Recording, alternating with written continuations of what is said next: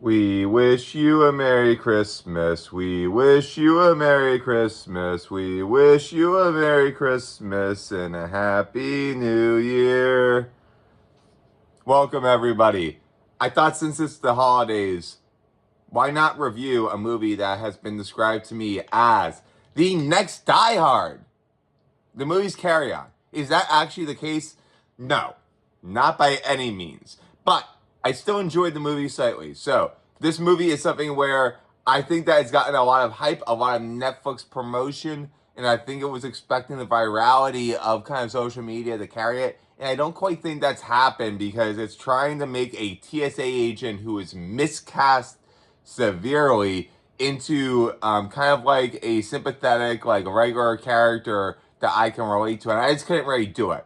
So you're gonna hear some spoilers and whatnot. I don't think I'm spoiling anything that's like crime and punishment here. The plot is pretty much, I think, relatively straightforward to follow and expect if you are, watching any of the trailers. So essentially, Carry On is a movie about a TSA agent who is kind of in a role in life in which he feels trapped. He doesn't really have anywhere to go laterally or up unless he makes a change.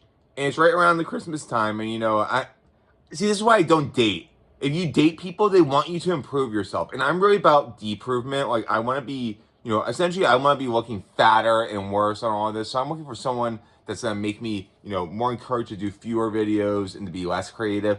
But seriously, people that love you actually try to push you sometimes. And I think one thing that they did right here was describe how a woman would want her man to try and have a little bit of ambition in life. And actually, I think that they handle this ambition in a non-toxic way.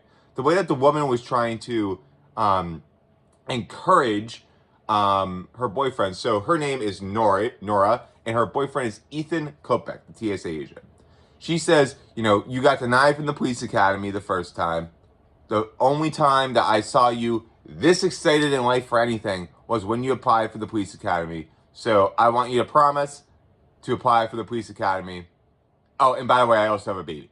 So, typical woman type thing where it's like, okay, we're going to drop a couple bombs on you. Got a butt in the oven. And also, you know what? Like, come on, dude. You're a TSA agent. You don't like being it. Go get the cop degree or whatever it is. So, I think that part was fine. Wasn't toxic. Actually thought it was actually, for once, a good way to handle, male ambition and female encouragement in movies. So, again, I'm going to give this movie props where I think it does it well. But the movie opens as well with a man visiting a Christmas tree farm. And it is kind of a masked man with like a, whatever, what's it called? Bandana over his head. The gangsters there are Russian, it appears, and they get a agent that we later learn is a nerve agent. And if you want some spoilers, guys, stop watching here. Or you don't want some spoilers, stop watching here. A deadly nerve agent called Novichok. It's concealed in a carry-on suitcase.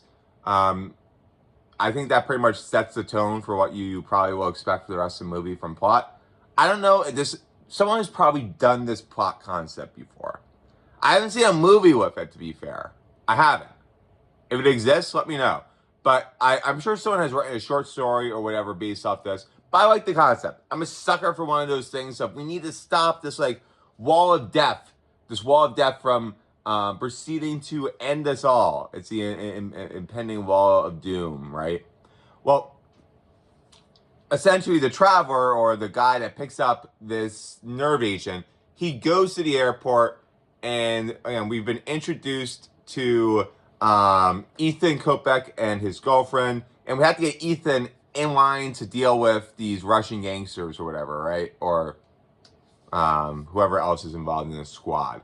So Ethan, actually, he asked his boss if he could be on the baggage screening lane. So think about a bad day to try and have more ambition. It's like your girlfriend's like, you know what? You gotta be doing more in life. It's like, you know what? You're right. You're right, girl. I can't go to the police academy today, but I'm gonna go to my boss. I'm gonna try and ask for a promotion, or try to ask to level my station in life. So Ethan gets rejected straight out for a promotion. But, and this is a pro tip for anyone that's trying to get promoted, he realizes, okay, I'm not going to get it. What am I going to my boss and say? I'm serious about being here. I'm addressing your concerns that I don't want to be here, that I'm not enthusiastic, and I want to show you that I'm committed.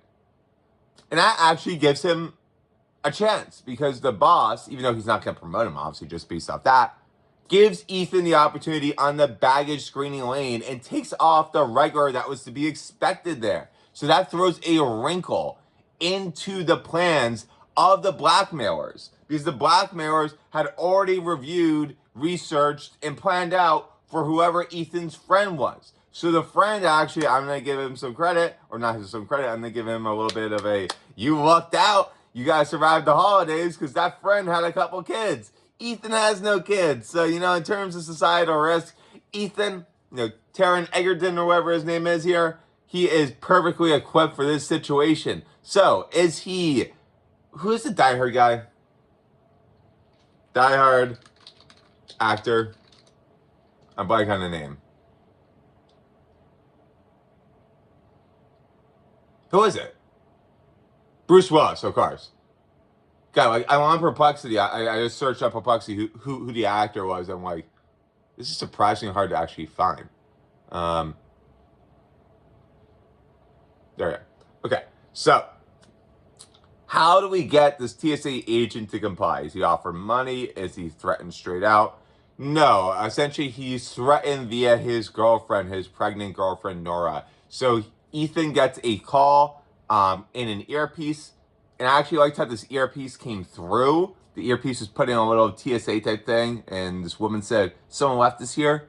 Then Ethan got a text saying, put it in. I don't know how he got the text. I don't know how they have to control their cell phones, whatever. Probably did some research and found his phone number because they were breaking into his apartment where they were researching and finding info about him. So again, this is a sophisticated organization. What the movie wants to communicate to us is that this is an organization not just with the person that is communicating with Ethan and kind of negotiating the, transit or the safe passage of the carry-on baggage as including the nerve agent.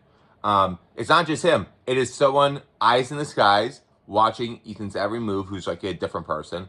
It's like another person in the airport who is in on it. And there's probably also several people that are researching Ethan or breaking into his house or Nora's house to find information on him. That's very scary. I actually thought the fear generated by that could have been much higher. That's terrifying to me. It's a standard trope of, okay, well, if you don't help us, we'll hurt your wife and kids. But I thought they did it very well. I thought it was actually pretty.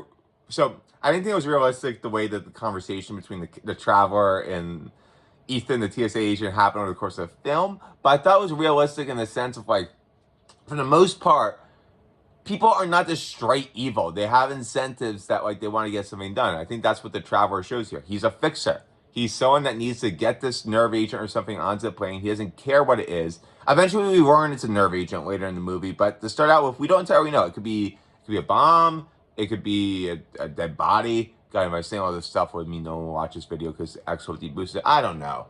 But Ethan goes through several attempts to try and outsmart this traveler. So there are a lot of really clever things that he did. So he tried to set a text on his Apple Watch. He used actually invisible ink on a boarding pass to warn a senior colleague or senior police officer, I guess. His name was Lionel. Lionel actually gets a heart attack because the traveler intervenes. So that's another example of how you get the traveler kind of being very scary. The traveler is Jason Bateman, by the way. So it's he used the same nerve agent to stop his heart. In addition, Ethan has to try and get back on to baggage screening because later he's taken off. I forget exactly why he was taken off. I think he was taken off for some random reason. But it was a normal, everyday work reason. Now, if you are the carry-on, terrorist baggage people or whatever, you don't care. You just want your carry-on through, right? So it's not your problem. You tell Ethan, look, man, I know it sucks to suck, but you got to get back out there, get your buddy off of it, and then get your ass back in the seat so you can get this carry-on through. We've already been at this for about an hour, and we only have 50 minutes left in the movie. So can we hurry this up now, Ethan? So Ethan more or less sabotages his friend Jason, the guy, again, who Ethan took over the spot from earlier in the day, by spiking Jason's coffee with alcohol. talk about a kind of a little setup there. So essentially, he has someone to go over to the boss, and the boss hears like there's drinking or whatever, or smell of alcohol over at that baggage claim. So that's kind of how the setup happens. But yeah, I thought that a lot of these moments were pretty interesting. I thought they were fun. I thought they were creative, and a few other notes that I want to get into while we kind of just let's see what else.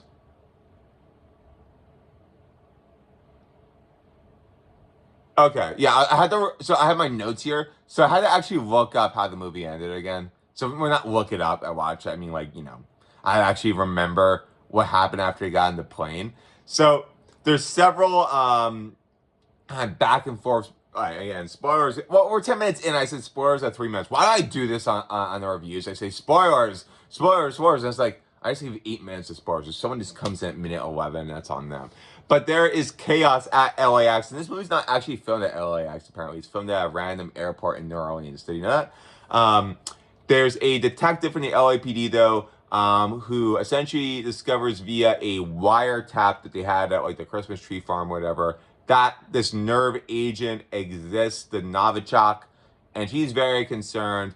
She also discovers when she calls us into Homeland Security that there was a call from a TSA agent named Ethan that came in to 911. Now, there was no recording left, and I remember that call earlier. You remember earlier in the movie, they were telling Ethan, hang up the phone now. But the thing is, all those calls are logged. So the calls still came through. So they know where to start. So Homeland Security and this LAPD detective are on the scene. They're going to LAX to try and get the information. So we have more information here. Let's see. She teams up with John Alcott. Yeah, so John Alcott is also a guy that is working with the Traveler, which expands, again, the Traveler's reach. There's so many little parts here, because I actually forgot that part. I'm like, why did I have John Alcott in my notes? I'm like, okay, the DHS agent is corrupt as well. I didn't like that part. I thought it was a little bit too like, okay, now now the reach of this organization that has the Novichok virus, it's getting a little bit outlandish. Now, we have to get into the plane. So the plane is allowed to take off, actually, because Ethan had defused one of the nerve agent bombs earlier in the movie after a showdown with the Traveler. So that one is like a little side plot. I don't have to go into a ton of detail on that one. But the point is, Ethan knew how to defuse the bomb, okay? And not just randomly, he had a reason to know.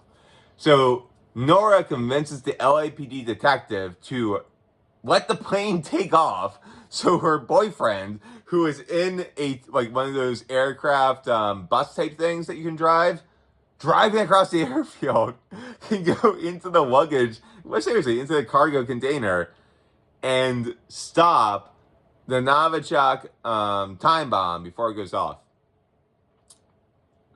The showdown ends with Jason Bateman, the Traveler, and Ethan going at it after Ethan successfully defuses it, having a little bit of fist fight, and then I didn't know this existed. There's like an airtight container type thing on an aircraft. Ethan shoves him in it, breaks open a nerve agent, which I'm like, hopefully this does not end up like killing you too. Throws it in there and causes Jason Bateman to go, ah! So, movie ends. Thrower. What went wrong with this movie? I think a lot went wrong with this movie. So, the movie ends, and about a year later, Ethan's an LAPD officer. They have a baby together. I thought the ending was fine. But I think that this movie, besides being almost like TSA propaganda, I'm wondering if like a former TSA agent wrote this. I thought that the actor was miscast. I thought that Ethan Egerton, I actually liked him. I liked him in Elton John. I liked him in Kingsman. I didn't think he was a great fit for this. I think that he was trying to play a down on his luck dude, like a forgotten dude in society who is doing a job that's important.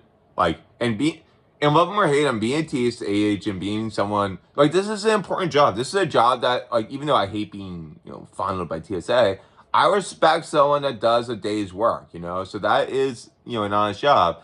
And Nora doesn't, or at least the implication is Nora doesn't completely view it that way. And I think that a character that was approaching it better or more not more accurately, but more in tune with an everyman, would actually be more crushed by his girlfriend not feeling he's enough. And I think that they try to communicate that with the plot and the dialogue, but like, let's be real here, though. Is this actor? I said Ethan Egerton. Ethan Tigerton is what I said. No, Taron Egerton. Taron Egerton. I mixed up Ethan Kopek and Taron Egerton. Taron Egerton is the actor. Ethan Kopek is the character he plays. So Taron Egerton is kind of a Chad. I mean, honest. He's a very attractive. Like, I don't think he's super tall, but like, well-spoken, funny man. Like, I don't know. The only thing that seems kind of wrong with him is that he doesn't have enough ambition to apply to the police academy. So if the feeling they wanted us to get was like, okay, this is a lazy man who needed a little bit of a push from his girlfriend to stop being a little bit less lazy, sure. But if they're trying to go for someone that has no idea what they want in life and like no idea where to go at all, I thought it was a little bit weird. I thought that they should have gone for someone that was sadder, frankly. Sadder and a little bit more desolate. And maybe, I don't know who the right casting would have been, but I don't think it should have been Taron Egerton. Some other points that I had. I don't think this is a particularly energetic movie. I don't know if Netflix was advertising it this way. I'll be fair to them. But I was hearing a lot from other people, and I swear to God, I saw an ad during football yesterday that said that this movie was like Die Hard. This movie is not like Die Hard at all. This movie is literally like an anti-Die Hard. Pretty much this first hour, and I timed it, the first hour, at least, maybe hour or 5 minutes, has like no violence in it. Which I don't need violence in a movie, but if you're going to position it as Die Hard or like Die Hard, if there's nothing really going on about an hour, 10 minutes in, that's a slow burn. And I don't think audiences were ready for that. And I think that you see it show up in the Rotten Tomatoes and critic score. So usually it's actually, it's like the Jim Cramer inverse theory. If the critics score highly, it's probably better. It's probably worse than you think. And if the critics score it low, it's probably much better than you think.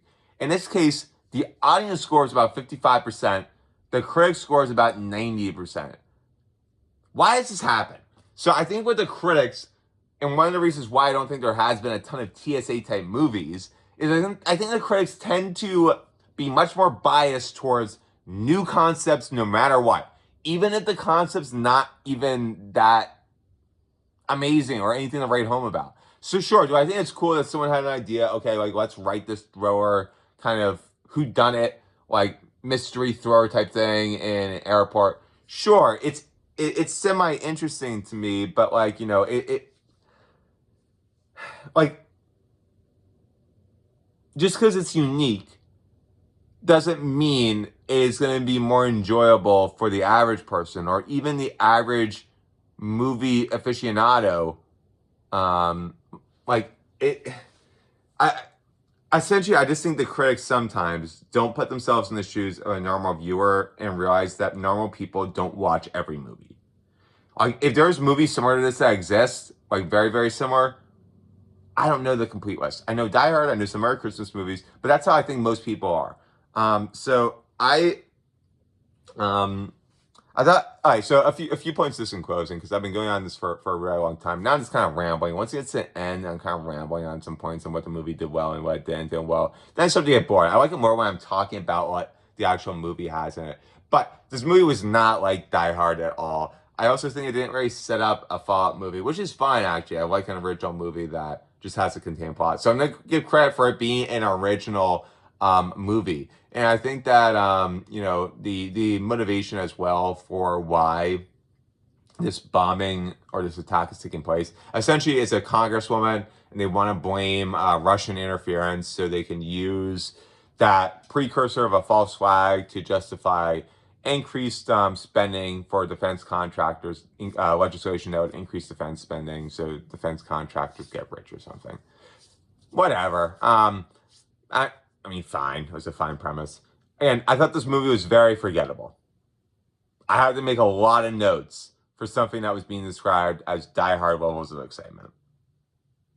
This movie was not Die Hard. Die Hard has a lot more Die Hard is fast-paced, entertainment, violent. This movie was a miscast, Taron Egerton, in a fun but forgettable thriller.